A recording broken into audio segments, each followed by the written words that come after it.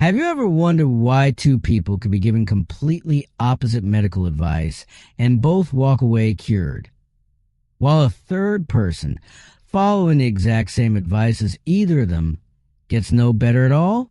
What if the real power behind every healing in history wasn't the medicine or the prayer or the diet, but inside the patient the entire time?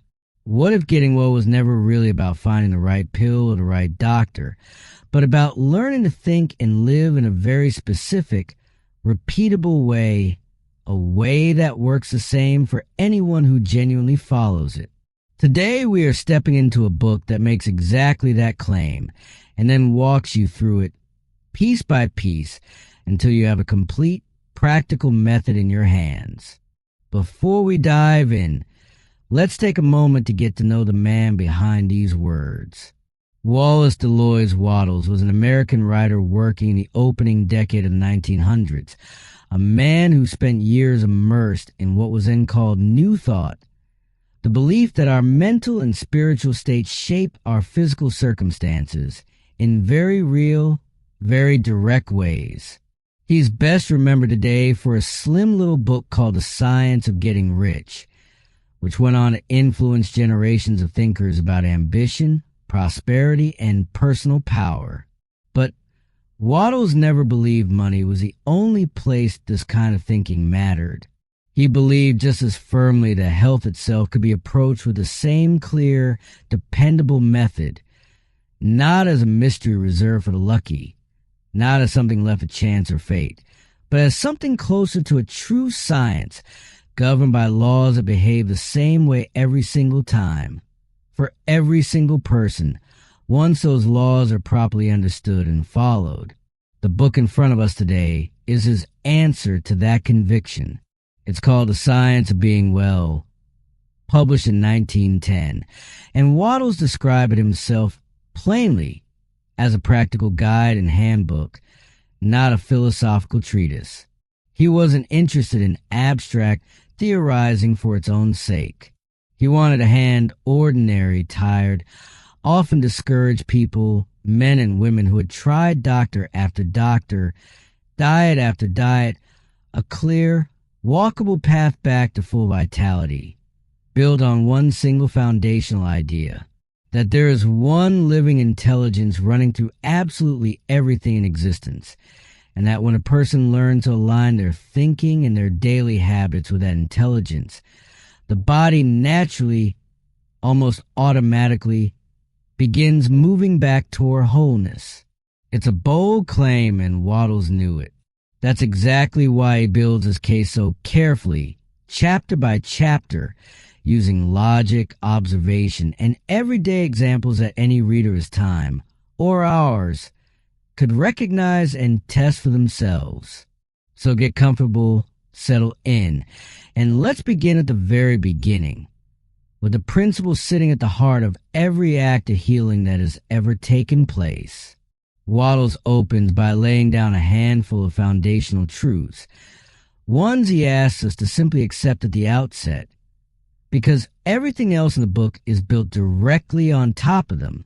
The perfectly natural performance of function, he tells us, is what health actually is, and that natural performance flows out of something he calls the principle of life. This isn't some vague, poetic flourish for Wattles. He describes an actual living substance, one intelligence, filling every inner space of the universe the way a fine, invisible vapor might soak completely through solid matter without ever losing its own nature. Everything that lives because of this one substance moving through it. And within every human being, a portion of it exists as what Wattles names a principle of health. The very source of your life, present and active whenever it's allowed to function without obstruction. Here's where his reasoning becomes genuinely compelling. He points out, quite reasonably, that healing takes place under every conceivable school of medicine, and that many of these schools directly contradict one another in both theory and method. A doctor who prescribes a strong dose of one substance will cure his patient, A homeopath, working from an entirely opposite theory, offering only the faintest imaginable trace of something similar to the illness itself, will also cure his patient. Send a case of ordinary indigestion to half a dozen different physicians, Wattles says, and you'll likely receive half a dozen entirely different prescriptions, sharing barely an ingredient in common. And yet patients recover under every single one of them. Osteopaths cure through spinal manipulation. Faith healers cure through prayer. Dietitians cure through carefully designed meals. Christian scientists cure through a formulated statement of belief. Mental scientists cure through simple affirmation.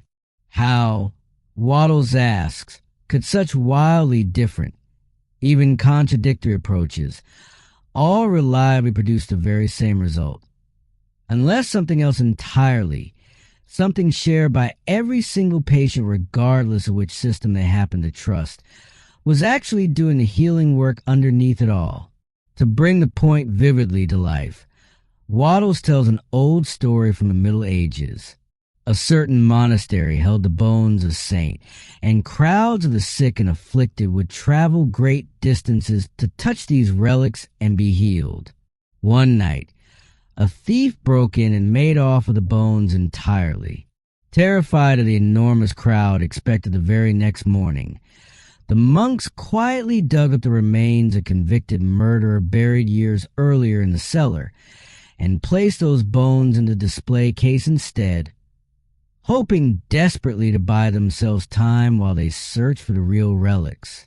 The next day, the sick arrived exactly as they always had, and were healed exactly as they always had been.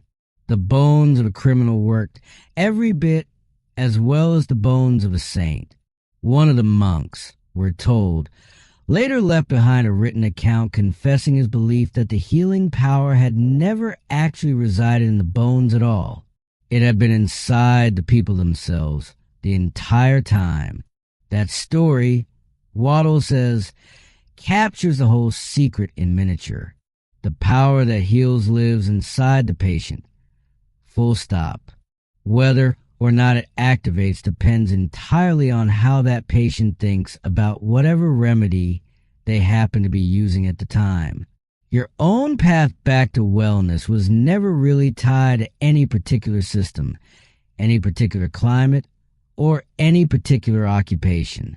People get well and people stay sick in every climate, in every profession, under every conceivable treatment.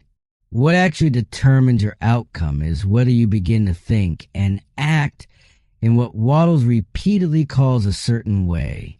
And that certain way, as he unpacks it, always comes down fundamentally to faith, real, genuine belief, deliberately and personally applied to your own individual case. You can hold enormous faith in a particular system and still remain unhealed by it if you never actually turn that faith inward and apply it specifically to yourself. Faith that heals, Wattles insists, is never generic or abstract. It has to be pointed directly at you, and it has to be sustained. So the science of being well, as Wattles frames it from this very first chapter, rests on exactly two supporting pillars, working together in tandem. Right thought and right action. Simply thinking healthy thoughts is not, by itself, enough. You also have to genuinely live that thought out, eating, breathing, sleeping, and carrying yourself day after day in a manner that actually supports and expresses the health you're claiming for yourself. Now that this foundational principle is in place, Wattles wants to build a genuinely solid structure of belief beneath it, because without real, settled conviction, nothing that follows in this book will carry any actual power at all. He begins by describing exactly how this one living substance creates anything whatsoever. It creates entirely through thought. Whatever motion or form this intelligence holds steadily in its awareness, it brings into physical being by moving itself, quite literally, into that corresponding shape. When it conceives of an oak tree, it thinks through the entire long, unfolding sequence of motions that will eventually result in an oak tree, however many years that process might take. And those motions simply happen. The underlying patterns, Wattles tells us, were fixed from the very beginning. Certain motions, once firmly established within this substance, will forever and reliably produce the very same corresponding forms. Your own physical body, Wattles continues, was built through this exact same process. It's formed from the same one substance, shaped entirely by functions that existed first as thought before they ever existed as flesh and bone.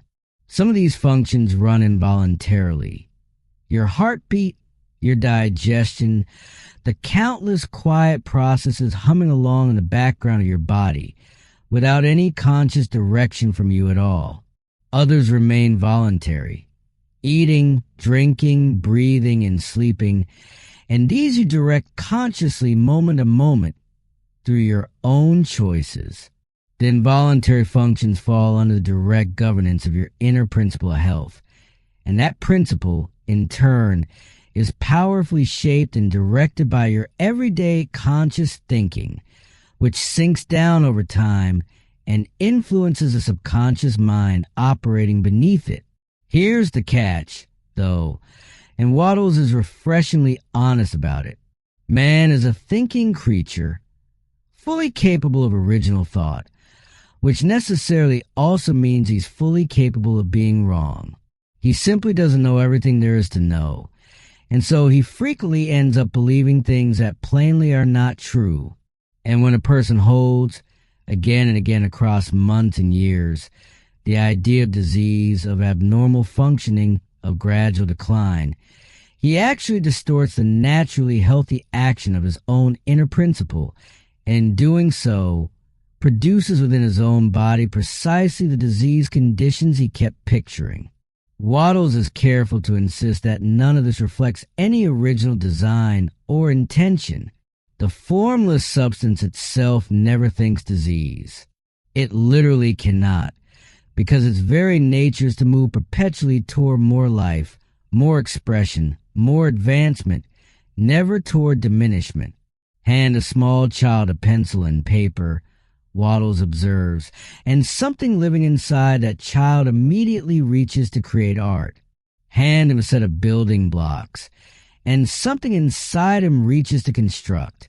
Seat him at a piano, and something inside him reaches to draw out harmony. That same living, reaching impulse exists inside every human being, always pressing toward more life, more expression, more completeness. And because we live most fully and completely when we are genuinely healthy, that impulse can only ever be reaching toward health, never away from it. Sickness, in other words, was never woven into the original plan of nature. It's something accumulated over countless generations through mistaken, fearful thinking, passed down almost like an inheritance. And precisely because it was learned, Wallace insists it can also be unlearned. So here is a compact version of everything covered in this second chapter. There exists one living substance, filling every space throughout the universe, and its thoughts concerning you, specifically, are only ever thoughts of perfect function and complete health. You yourself are a thinking being holding real, tangible power over the workings of your own body. Wrong thinking, sustained persistently enough over time, reliably produces wrong function. Right thinking, held with equal persistence and consistency, reliably restores right function, provided that you also live rightly on the outside, matching your inner conviction with your outer daily habits.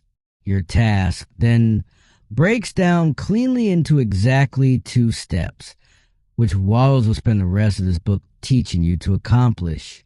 Learn to think perfect health, consistently and completely, and learn to eat, drink, breathe, and sleep in a manner that genuinely supports and expresses that health, rather than quietly working against it. Let's go a little deeper now into what life itself actually is, according to Wattles, because this particular distinction matters more than it might first appear to. He draws a careful and important line here. Life, he insists, does not come from function. Function comes from life. A seed sitting quietly in a storehouse for years still carries genuine life within it, even though absolutely nothing about its outward appearance looks alive in any visible sense. Plant that same seed into soil and it begins to grow, not because the act of growing somehow creates life within it, but because the life that was already present all along begins finally expressing itself outward into visible form. This particular ordering matters a great deal, because it means you're never required to manufacture health through sheer willpower or frantic effort. Health, in Wattles' framework, flows naturally outward from an already present life force, once that force is simply given room to move and express itself freely and without obstruction. This universal life principle, Wattles tells us plainly, is one and the very same thing as the principle of health living inside you right now. And because this formless substance knows the whole of truth and holds within itself the whole of power, it quite literally cannot make a mistake, cannot go astray, cannot think disease into being. Man, carrying only his limited and partial slice of knowledge, absolutely can go wrong, and regularly does through careless, anxious, and fearful thinking sustained over time. He circles back once more here to that vivid story of the saint's bones and to the strange, genuine cures produced by both allopathic medicine and its opposite, homeopathy, by heartfelt prayer and by simple spoken affirmation. In every single one of these cases, Wattles insists, the actual healing came down precisely the same two ingredients, working together in tandem: faith and the personal, individual application of that faith. Those pilgrims touching the bones weren't healed by calcium or old marrow. In the very instant of contact, something inside each of them severed every mental connection to their illness, completely and decisively, and threw itself, wholly and without reservation, onto the side of health instead. That decisive shift came bundled with deep, genuine feeling. And it's precisely that feeling, Wattles argues, which stirred each person's dormant principle of health into vigorous, constructive action. So Wattles distills the entire remaining task of this book down into exactly two central questions. First, how do we actually learn to think with real, sustained faith? And second, how do we personally apply that thought to ourselves specifically so that it genuinely reaches down and stirs our own principle of health awake? That second question, the one concerning real, practical, personal application, is precisely where the book turns its full attention next. Now we arrive at one of the most important chapters in the entire book, because here is where Wattles tells us, in very concrete and specific terms, exactly what to think and exactly how to go about thinking it. The very first move, he tells us, is not to reject disease outright, but instead to positively and actively claim health for yourself. Simply denying illness on its own accomplishes almost nothing of lasting value. Wattles compares this approach to sweeping a troublesome presence out of a house and then leaving the house standing completely empty and unguarded, because something worse will very likely wander back in to fill the vacancy left behind. Instead, you're meant to fill your mind entirely and completely with a full, positive, ongoing conception of health, so thoroughly that disease is naturally and gradually crowded out, left with no remaining room to take hold at all. Practically speaking, this means deliberately forming what Wattles calls a conception of health. This doesn't require a crystal clear mental photograph of your own perfect body, since most of us, quite honestly, have never actually seen ourselves in that state and find it genuinely difficult to picture with any real precision. What it requires instead is a felt, functional understanding of what perfect functioning would actually look and feel like moment to moment. Picture yourself walking down an ordinary street with an upright body and a strong, confident, energetic stride. Picture yourself moving through an entire workday carrying plenty of surplus energy, never dragging, never feeling worn down or depleted. Build in your imagination a clear picture of what Wattles calls a strong way of doing things, and place yourself firmly at the center of that picture again and again until it becomes genuinely familiar and natural to you. Wattles holds some fairly strong opinions here regarding anatomy and physiology, and they might genuinely surprise you. He actually advises against studying the human body in close medical detail, arguing that our collective knowledge of it, particularly in his own era, remained riddled with real error, and error of that kind tends to breed fearful, mistaken thought. He offers a striking illustrative example.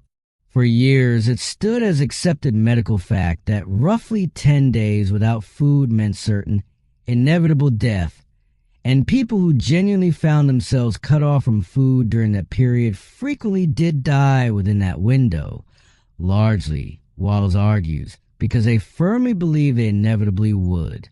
Later, once careful fasting experiments demonstrated that a properly prepared person could actually go 30, 40, even 50 days with remarkably little apparent harm to their strength or well-being.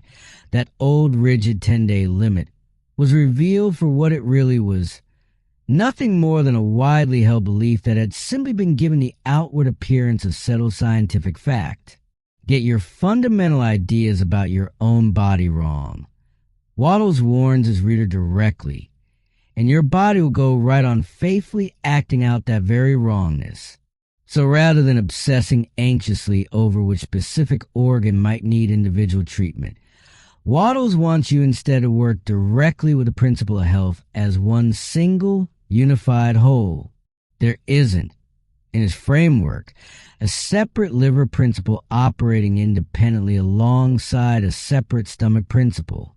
There exists one single principle of health, and a thought of perfect functioning, properly impressed upon it, naturally reaches every single part of your body simultaneously. Practically, here's exactly what this looks like in daily life. Drop your ongoing investigation into your present condition entirely. Stop cataloging your symptoms obsessively. Stop endlessly wondering about underlying causes. Build your conception of health instead, and spend real time thinking about all the genuine possibilities that a fully healthy, vital life opens up for you. The instant a thought of illness creeps into your mind, don't waste energy fighting it head on. Simply replace it immediately and deliberately with a thought that harmonizes fully with health. Know, with genuine settled conviction, that the intelligent substance moving continuously through the very tissue of your body is actively taking the shape of whatever you consistently hold in thought, and that if you hold only thoughts of healthy function is precisely what gets steadily built into you, cell by cell, over the course of time. This process isn't instantaneous. Wattles is careful to remind us we aren't able to transfigure our physical bodies in some sudden miraculous flash. But the process, once properly and consistently set into motion, moves forward along fixed, dependable, reliable lines, the very same way any genuine growth in nature always does. If you're finding real value in this particular way of thinking so far, take a moment right now to subscribe to this channel so you won't miss any part of the rest of this journey through Wattles' complete body of work. And let's continue now into his chapter on faith, which he considers a true underlying engine driving absolutely everything we've covered up to this point. Faith, Wattles tells us directly, is what actually moves the principle of health into genuine action. Nothing else can accomplish this. Without real faith, you inevitably drift into doubt, and doubt reliably breeds fear. And fear pulls your attention right back on the very thing you're afraid of, binding you to it in thought just as surely and just as tightly as love would ever bind you to something you genuinely desired. He makes an important observation here about the actual mechanics of belief itself. A thought only carries creative power in direct proportion to the amount of genuine faith standing behind it. A thought with no real faith behind it produces essentially nothing at all. So if you happen to spend 10 hours across a single day thinking about health, but you don't actually deep down believe in it, while spending only a few scattered minutes fearfully dwelling on disease instead, that fearful thought will win out every single time, simply because it's the one thought carrying real, settled conviction behind it. So what exactly must you come to believe in order to build genuine, working faith in health? Wattles lays this out quite plainly. Believe that there exists one living substance underlying absolutely everything, and that its thoughts, specifically in relation to you, are always and only thoughts of perfect function. Believe that this substance surrounds you and moves continuously through you, always pressing steadily toward health, never toward sickness or decline. Believe that you, as a genuinely thinking being, can appropriate this abundant health power for yourself simply by uniting yourself with it through sustained, unwavering faith. Believe that the power making for health throughout the universe vastly, overwhelmingly outweighs anything that could ever make for disease, that illness, in fact, carries no genuine independent power of its own whatsoever, existing only ever as a direct result of twisted, fearful thought.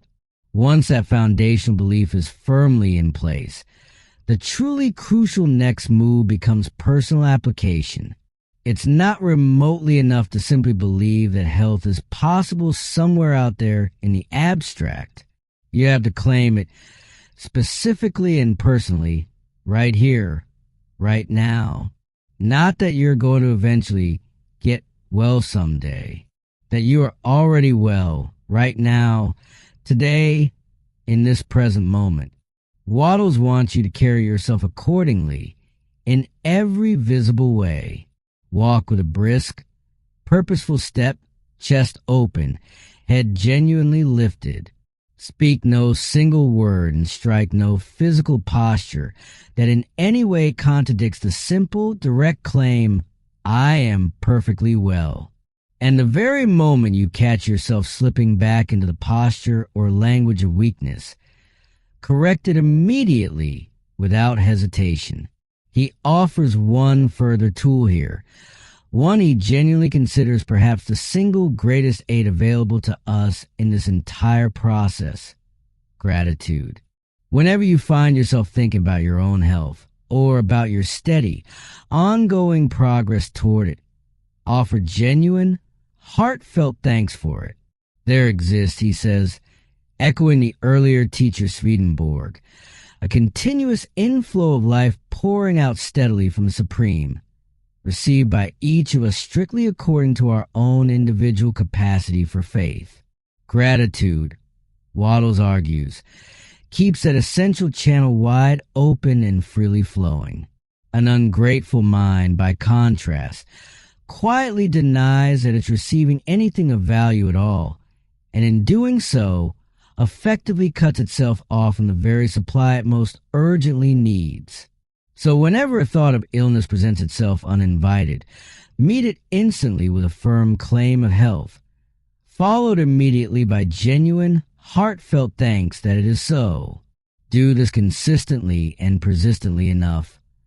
Wattles promises his reader, and those old fearful thoughts will eventually simply stop returning altogether.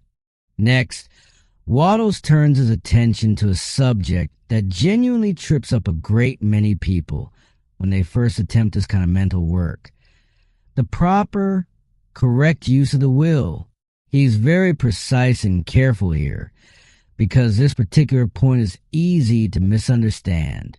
The will within this entire system is never to be aimed directly at your physical body. You do not attempt to forcefully will your heart into beating correctly, or will your digestion into working through sheer brute effort. That simply isn't what the will is meant for. Instead, the will is to be aimed entirely and exclusively at the mind itself, at deliberately choosing moment by moment exactly what you give your attention to, and precisely what you allow yourself to think about the various things placed in front of you throughout each day. All genuine belief, Wattles tells us, begins with the simple will to believe. You may not be able to instantly and completely believe something the very moment you decide to, but you can always choose, right here and now, to will yourself steadily toward believing it. And once you made that initial choice, you absolutely have to begin acting on it, because any belief that isn't consistently acted upon will simply wither away over time. You cannot reasonably hold on to real faith in health for very long if you continue, day after day in your actual daily actions, to behave exactly like someone who remains sick.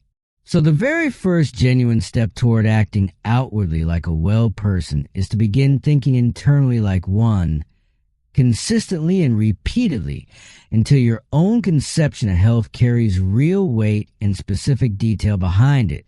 Then, whenever suggestions of sickness come rushing at you thick and fast, and Wattles freely admits they inevitably will, fall back reliably on gratitude as your steady anchor point. Give heartfelt thanks to the source of life for the very health you're actively receiving, and you'll find your own ability to redirect your thinking growing measurably stronger every single time you exercise it.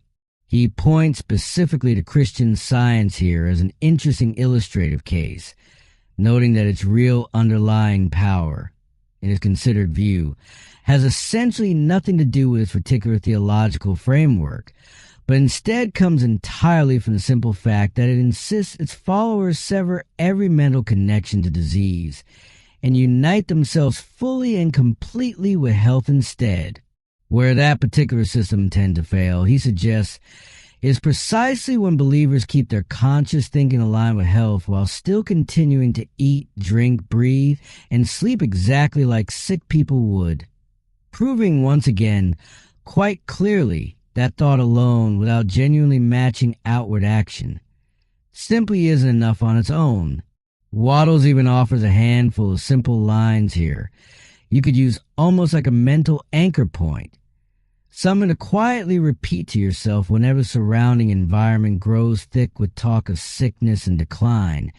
Reminders that you yourself are made of the same one eternal substance, that the substance knows absolutely nothing of disease within its own nature, and that you, in your own deepest nature, stand fundamentally aligned with health rather than against it. And beyond simply managing your own thoughts, he tells you to actively curate your surroundings too. Keep books, pictures, and company around you that consistently suggest strength, vitality, and youthful energy, and steer firmly and deliberately away from anything that constantly whispers decline, weakness, or fear. From here, Wattles widens his lens considerably and asks a genuinely bigger question. What actually happens when a person brings their whole life into full harmony with the supreme intelligence, not merely their private thoughts about their own individual body? He describes this intelligence as working steadily toward one single, overarching purpose: the continual advancement of life toward its fullest, most complete possible expression. When you hold steadily to the purpose of living more abundantly yourself, in every sense, you naturally and automatically come into harmony with that same larger universal purpose. But here's the important catch he adds. Because this intelligence is genuinely present within everyone without exception, Harmonizing yourself with it necessarily means you also have to authentically want that same abundant life for other people too, not merely for yourself alone. You simply cannot align yourself with universal, all-inclusive force while simultaneously wishing harm, lack, or diminishment on anyone else around you. Two major, substantial benefits flow naturally from this kind of alignment, according to Wattles. The first is genuine wisdom, not merely the accumulation of scattered facts, but the real, practical ability to perceive situations with real clarity, judge them soundly, and act rightly so that you consistently choose the best available path forward for your own particular circumstances. The second benefit is vitality itself, literal physical energy and life force, drawn for what Wattles describes as an essentially inexhaustible reservoir. He uses the vivid image of a long-distance runner who reaches the point of total, complete exhaustion, and yet, through sustained faith and continued determined effort, discovers what people commonly call a second wind, and sometimes even a third or fourth wind beyond that. The runner's strength returns, Wattles argues, not because he simply stopped and passively waited for it to arrive, but precisely because his unwavering purpose to keep moving forward somehow actively drew fresh energy toward him. In much the same way, Wattles insists, a genuinely sick person who holds unwavering faith in health stays firmly aligned with this larger universal purpose and continues faithfully performing life's basic voluntary functions correctly, will similarly draw exactly the vital energy they need for their own complete and lasting healing. Man, Wattles observes here, can generally choose to live primarily for body, primarily for the intellect, or primarily for the soul, and genuine wisdom, in his view, lies in deliberately developing all three of these dimensions together in reasonable balance, without excess in any single direction. Whichever way a person happens to lean too far, the other dimensions inevitably tend to suffer noticeably for it. Let's pause here for a moment and gather everything Wattles has laid out for us so far into one clear, workable, practical summary, because this particular chapter functions as something of a genuine hinge point within the overall structure of the book. Believe, first and foremost, in the one thinking substance from which absolutely everything is made, filling every available space throughout the universe, and understand clearly that its thoughts about you, specifically, are only ever thoughts of perfect health. Understand that you yourself are a form of this substance, a genuine mind wrapped around a physical body, and that the thoughts consistently held by that mind directly and measurably shape how your body actually functions day to day. If your genuine purpose is to live abundantly across body, mind, and soul together, you naturally come into harmony with the larger whole, and this necessarily means actively wanting that same abundant life for everyone around you as well, never holding on to anger, selfishness, or antagonism toward any particular person or situation, because that kind of antagonism quietly and steadily severs your own connection to the larger flow of life itself. Once you're genuinely aligned in this way, the next practical move is to build your own conception of yourself in perfect health, and to firmly refuse any thought that doesn't harmonize fully with it. Hold that conception with real, settled faith, believing firmly that thinking only thought of health will steadily establish genuinely healthy function within your actual physical body over time. Use your will deliberately and repeatedly to keep consistently choosing those particular thoughts. Never picture yourself as sick or as somehow on the verge of becoming sick. Surround yourself, wherever you reasonably and practically can, with things that suggest strength and vitality rather than decline and weakness. And Wattles is careful throughout to say that none of this requires elaborate rituals, endless repeated affirmations, or exhausting mental exercises of any kind.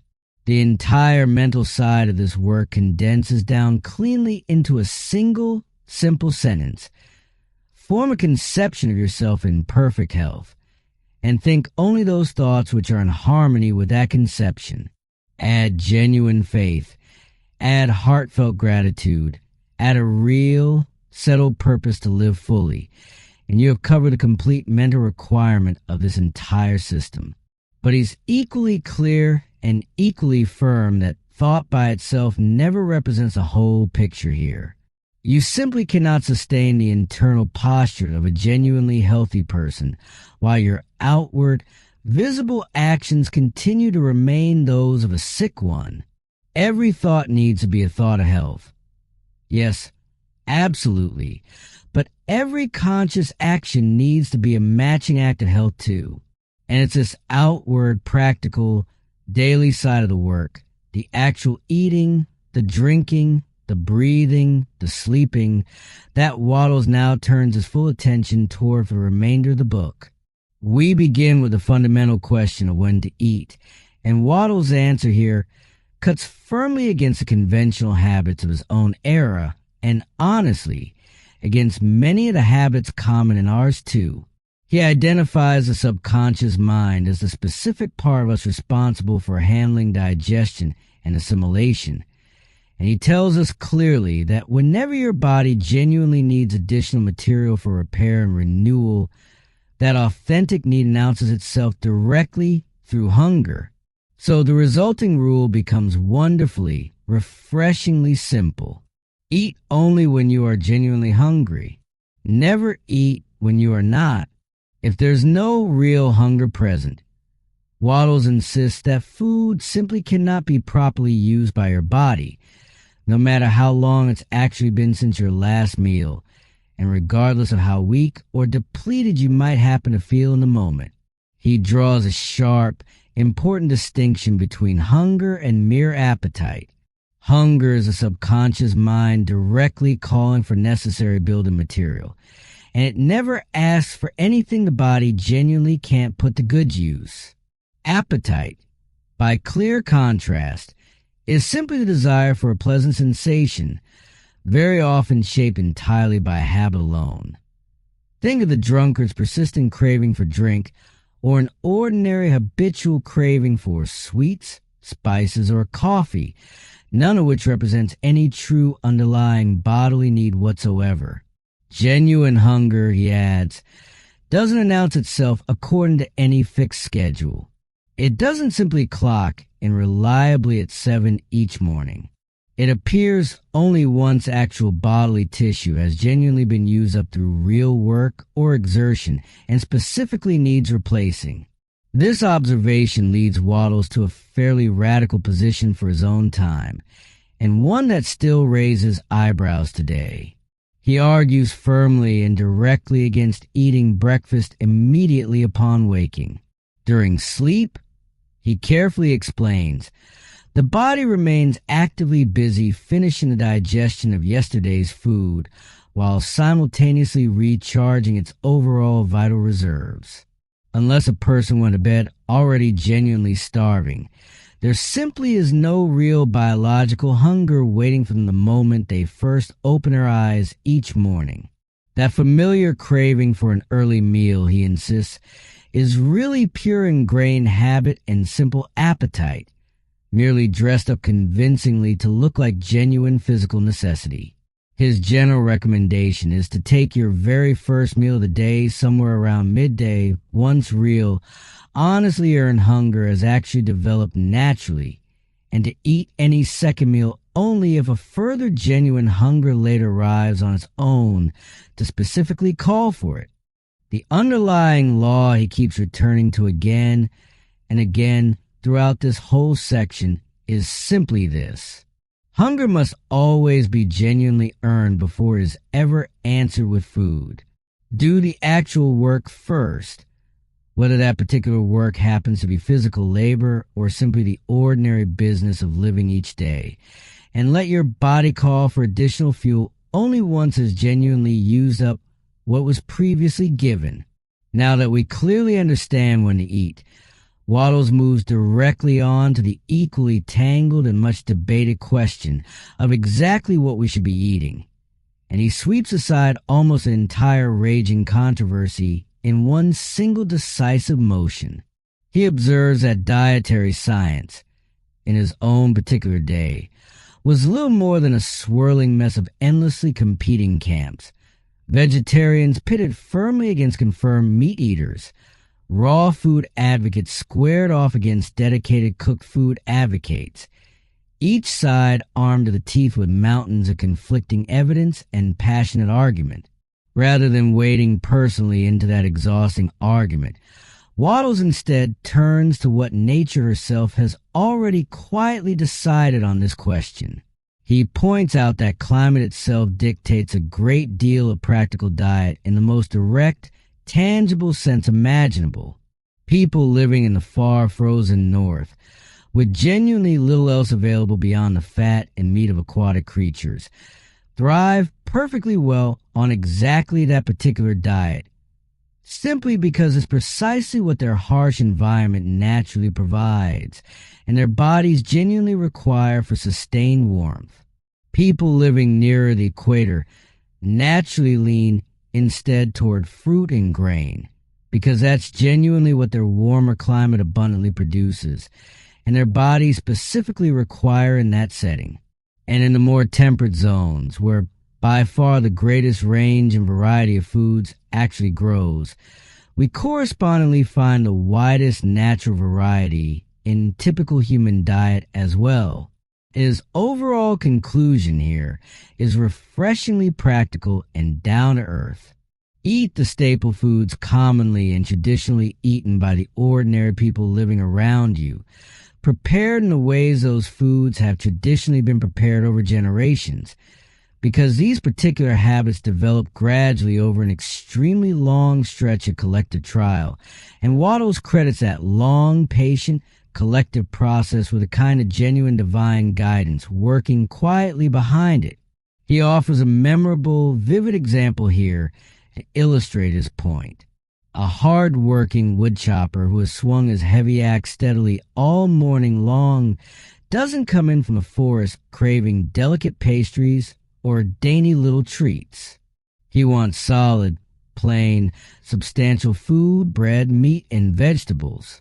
And Wattles insists that this very same basic appetite is exactly correct for a desk-bound bookkeeper too, once that bookkeeper has genuinely earned his hunger through actual honest exertion. The real, meaningful difference between a hard-working laborer and a sedentary desk worker, Wattles argues, isn't really the specific type of food each one particularly needs, but simply the overall quantity, since a laborer, burning through far more physical material each day, rightly and naturally needs considerably more of it. So Wattles' overall advice on this entire tangled question comes down, in the end, to something wonderfully freeing and genuinely simple. Stop anxiously interrogating every single meal for its supposed nutritional correctness. Eat whatever genuinely appeals most to you from the ordinary, common foods readily available around you, trusting confidently that if you're eating strictly on real, honestly earned hunger, your own natural taste will reliably guide you toward exactly what your body actually needs in that moment. Having settled the questions of when and what to eat, Wattles now turns his attention to how we should actually go about the physical act of eating itself. And this particular chapter really centers on the deliberate discipline of full, sustained, present attention. His core instruction here is simple enough to state clearly, though it genuinely takes real, sustained practice to master completely. Chew every single mouthful thoroughly until it becomes essentially liquid before ever swallowing it. He insists that if you consistently do this, you scarcely even need to worry very much about which specific foods you personally choose, because truly thorough chewing so completely and effectively prepares food for a proper digestion that almost any ordinary, common meal will end up nourishing you quite well regardless.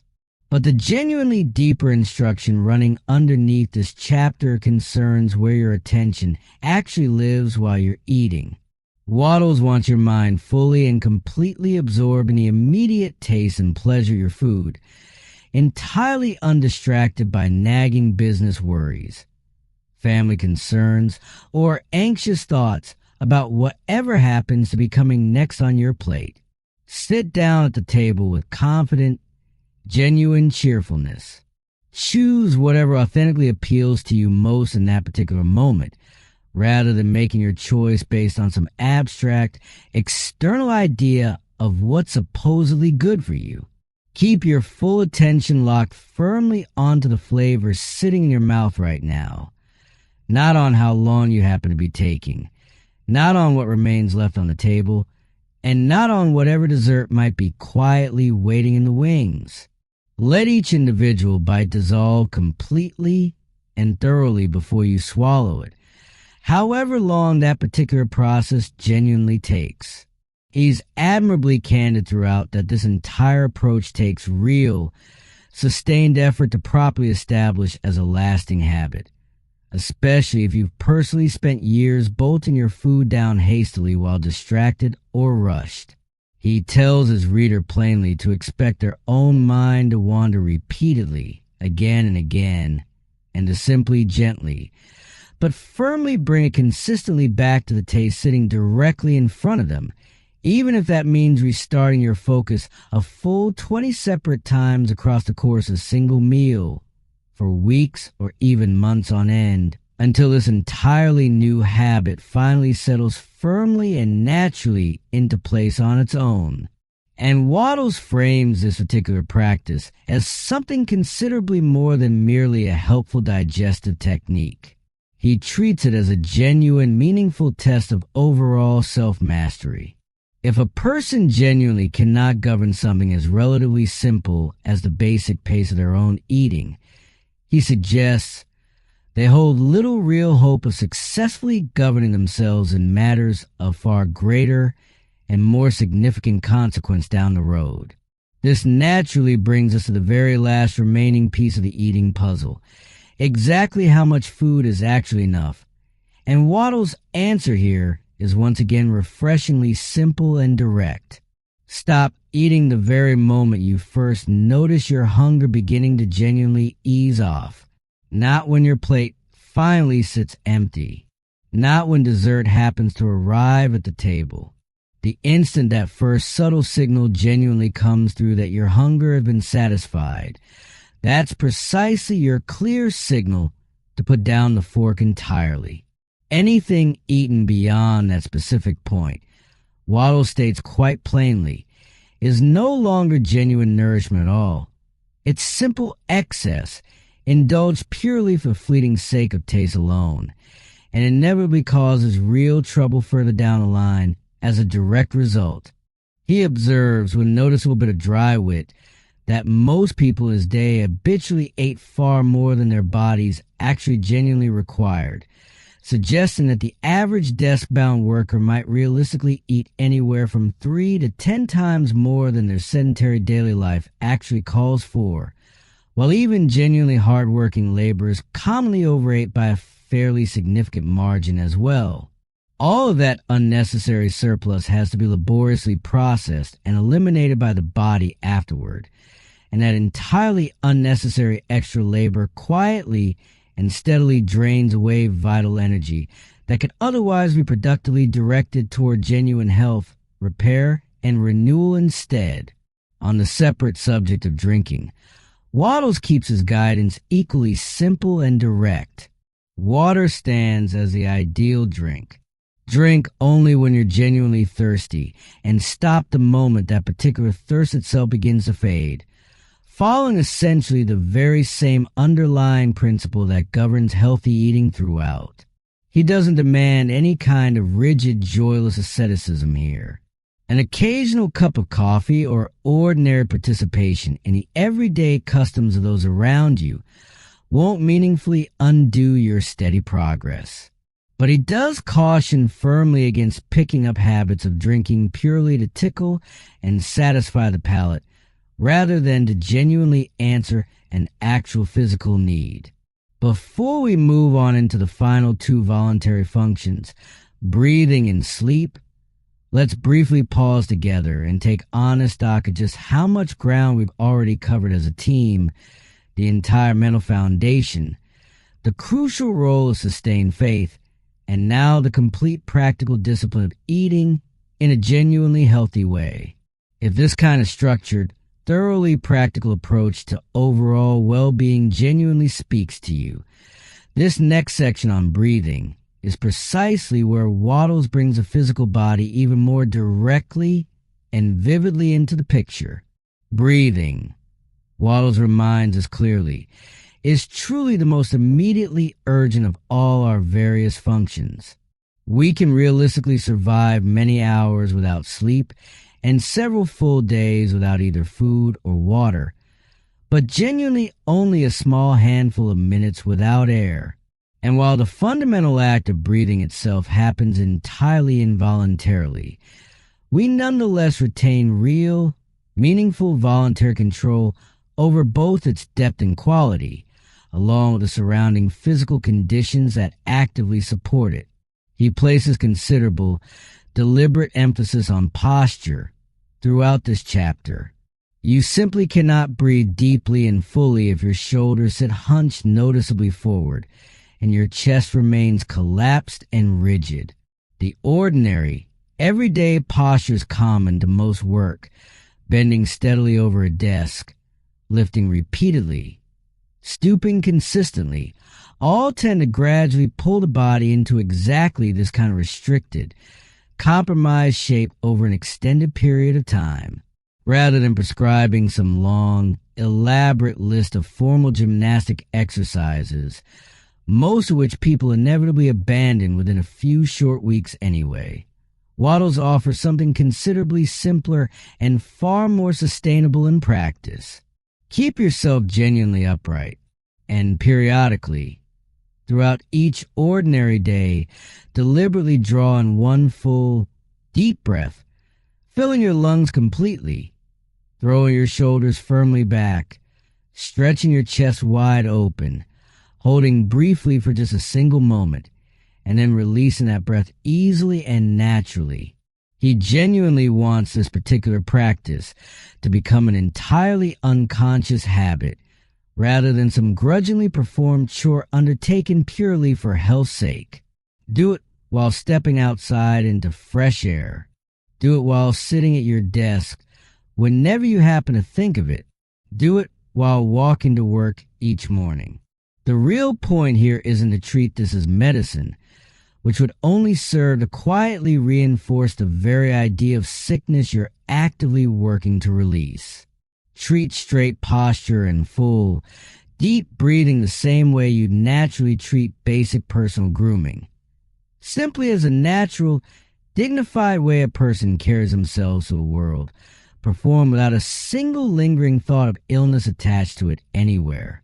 He adds one further important instruction here, specifically regarding the actual quality of the air itself.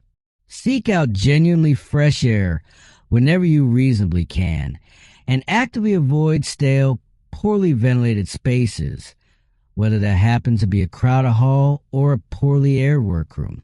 Air itself, Wattles suggests, is genuinely a kind of nourishment in its own right. Every single breath carries in countless subtle particles drawn from the surrounding world, and the atmosphere itself remains thoroughly permeated by that same living substance running quietly through absolutely everything else in existence. When you breathe consciously and gratefully, genuinely recognizing that you are, quite literally, breathing in life itself with every breath, the whole simple act becomes something considerably closer to a quiet daily communion than a mere routine mechanical function. From the subject of breathing, Wattles turns quite naturally to sleep, the specific function through which, he tells us, our vital power gets renewed most completely and most thoroughly of all. He notes that during sleep, Our breathing naturally deepens considerably and becomes noticeably more rhythmic than during our ordinary waking hours, drawing invisibly more air than we typically would while fully awake, a clear signal, in his view, that something genuinely important is actively happening throughout this whole process of nightly renewal, something that depends quite heavily on an abundant supply of fresh air. His advice here is direct, specific, and admirably uncompromising. Ventilate your sleeping space thoroughly and completely. Open a window, or better yet, open windows positioned on opposite sides of the room, if you're genuinely able to, so that real, moving air actually circulates properly through wherever you happen to sleep each night. If the weather happens to turn cold, he says, simply pile on additional blankets rather than sealing the room shut entirely, since warmth and fresh air are simply never mutually exclusive, and stagnant, stale air, in his considered view, cannot properly recharge either the brain or the nervous system, no matter how warm and outwardly comfortable the room might otherwise happen to feel. Alongside carefully managing the physical environment, Wattles wants you to bring real, deliberate intention to how you approach sleep mentally as well. Don't simply collapse exhausted into bed each night, feeling discouraged or defeated. Go to rest instead with a genuine sense of purpose, knowing with real confidence that sleep functions as an authentically restorative force, and lie down each night with real, confident faith that you'll wake again renewed and refreshed. He specifically recommends a brief moment of grateful reflection right before drifting off. Genuine, heartfelt thanks for having found this particular path toward lasting health. Framing the whole small ritual almost like a simple bedtime prayer that opens a clear channel for the principle of health living within you to draw fresh strength while you rest peacefully. For anyone specifically struggling with genuine insomnia, Wattles offers real reassurance here, rather than adding any further anxiety to the mix. Don't allow sleeplessness itself to become one more independent source of fear in your life.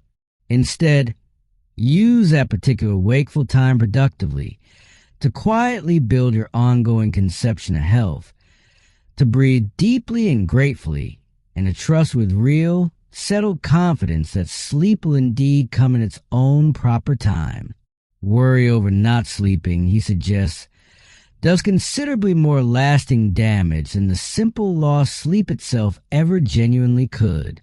As we draw steadily nearer to the end of this book, Wattles gathers up a whole handful of practical, everyday questions that naturally tend to arise once someone genuinely begins living according to this whole approach, and his answers throughout this section are wonderfully concrete and immediately usable. On the specific matter of everyday speech, he's genuinely firm. Stop complaining entirely, even in small, seemingly casual, offhand ways. Don't say things like "I slept poorly last night," or "I have a nagging pain here," or "I'm just not feeling especially well today." Replace those familiar habitual complaints instead with statements that actually align fully with the health you're actively building. Things like "I'm genuinely looking forward to a good night's rest tonight," or "I can honestly feel myself improving steadily day by day." Every single word you speak, he insists firmly, should actively reinforce the conception of health you're carefully working to establish. Never quietly undermine it. He extends this exact same guiding principle to how you treat other people's complaints as well. Not through simple coldness or indifference, but by gently steering conversations away from endlessly cataloging symptoms and toward something considerably more constructive instead.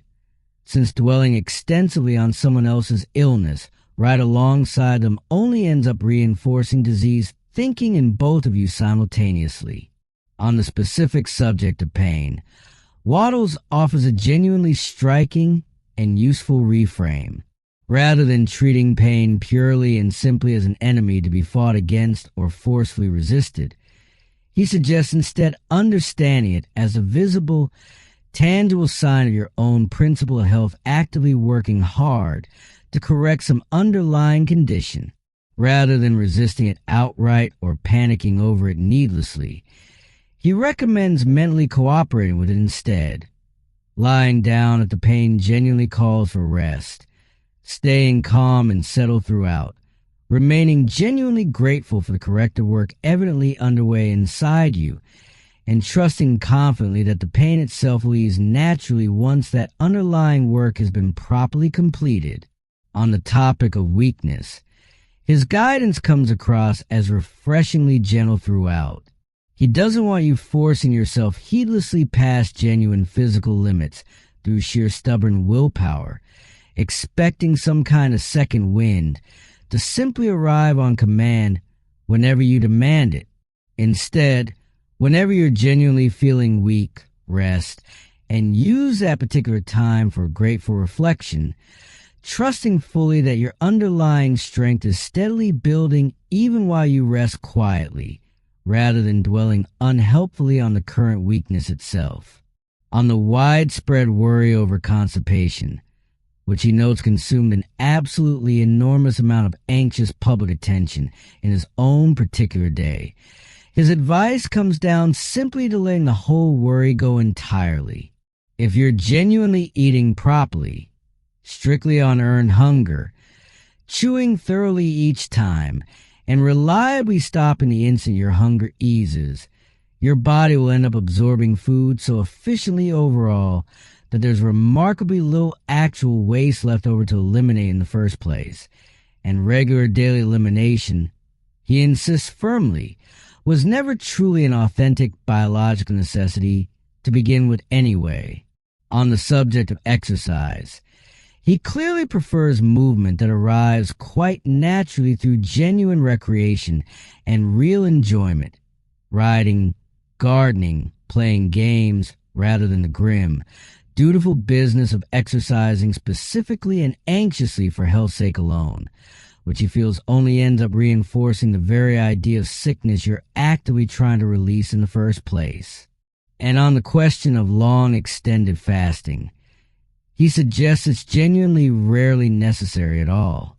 When hunger doesn't appear precisely as expected, he explains, it's very often because a person's been half-consciously suppressing it themselves through the fearful, anxious expectation of a long and genuinely difficult fast in the first place.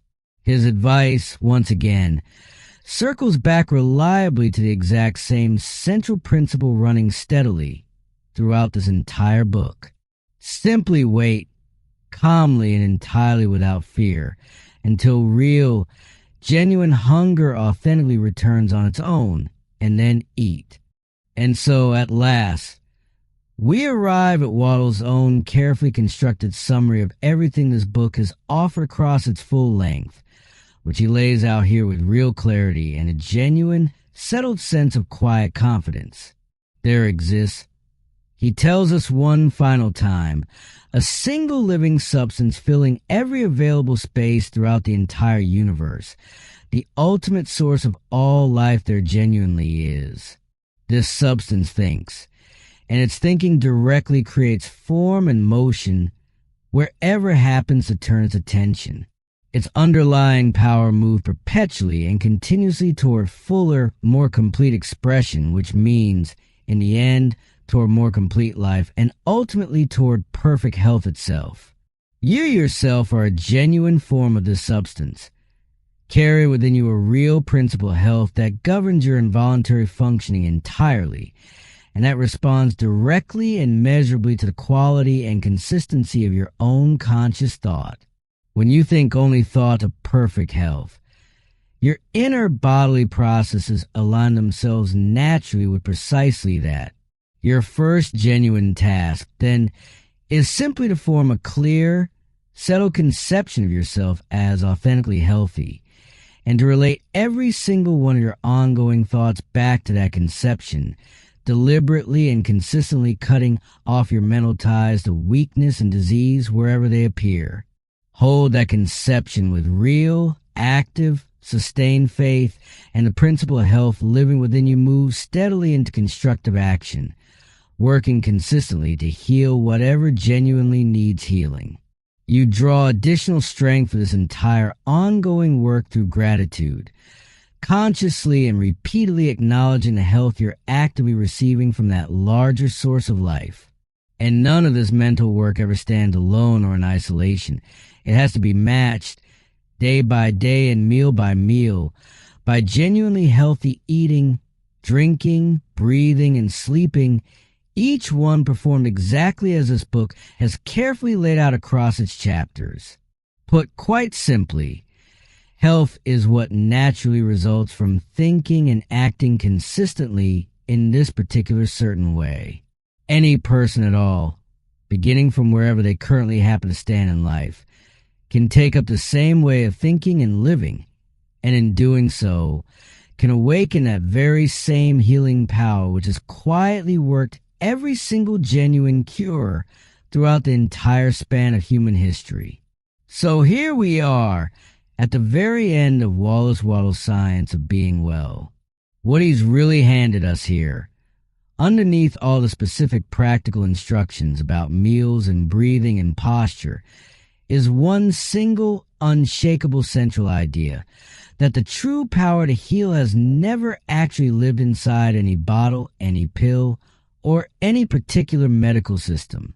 It has always lived quietly inside you, patiently waiting for the right combination of genuine belief and genuinely matching action to finally call into full active operation. Think health. Claim it with real, settled conviction. Eat only when you've genuinely and honestly earned your hunger. Breathe deeply and gratefully throughout each day. Rest each night in real confidence rather than lingering fear. And let every single word you speak about yourself line up honestly with the healthy, vital person you're actively becoming day by day. If this exploration of Wattles' work genuinely resonated with you, take just a moment right now to subscribe, so you won't miss the very next journey we take together into ideas exactly like this one. Thank you so much, sincerely, for spending this time with me today. Until next time, take good care of yourself, keep thinking well, and be well.